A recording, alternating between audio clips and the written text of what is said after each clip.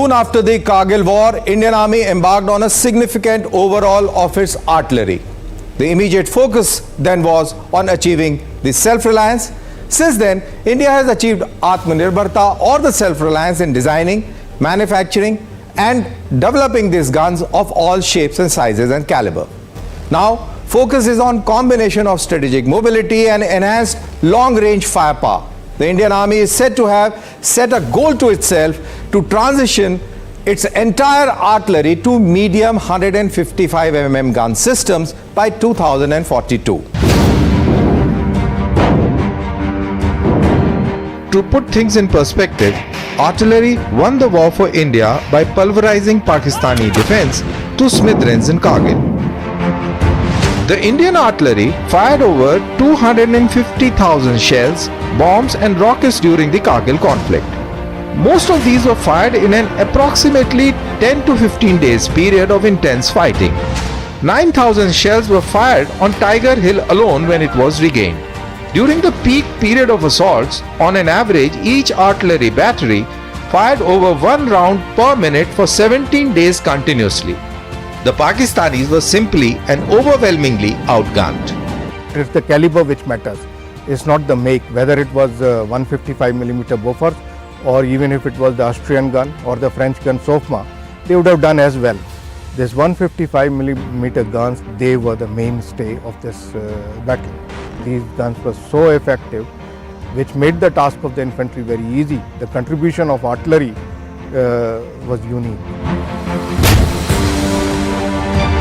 The Kargil War also brought home a few important lessons.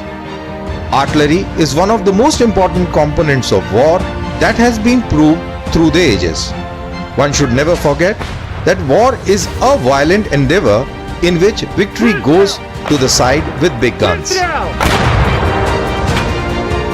What Indian artillery did in Kargil long back reinforces this fact very well. Surprise is a battle-winning factor throughout the history of warfare. In Kargil, the differentiating aspect of employment of artillery between India and Pakistan was totally surprising. Target over. Pakistan could never ever imagine that artillery could be deployed at such huge scales in such smaller areas, and that too in those high altitudes. India's employment of mass artillery in a destructive role, and especially the destruction wreaked by the Bofors, was a strategic and a tactical surprise for them.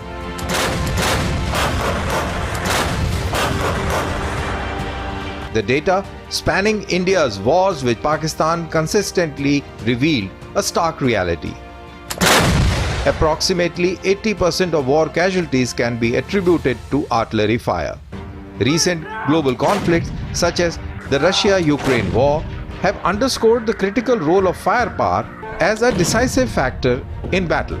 The ability to deliver precision strikes at extended ranges has become paramount, as demonstrated by the Russian and the Ukrainian forces.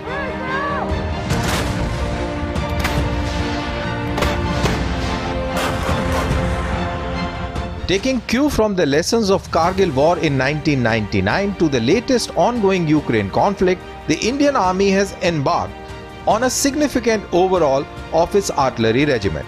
The focus now lies on a strategic combination of mobility and enhanced long-range firepower. Army has set a goal of transition of its entire artillery to medium 155 mm gun system by 2042. After Kargil or post-99, there was a shift in the doctrine, that is, the aim of artillery fire then shifted from neutralization to destruction, and the best weapon suited for bringing about the destruction of enemy combat potential by application of firepower is 155 mm.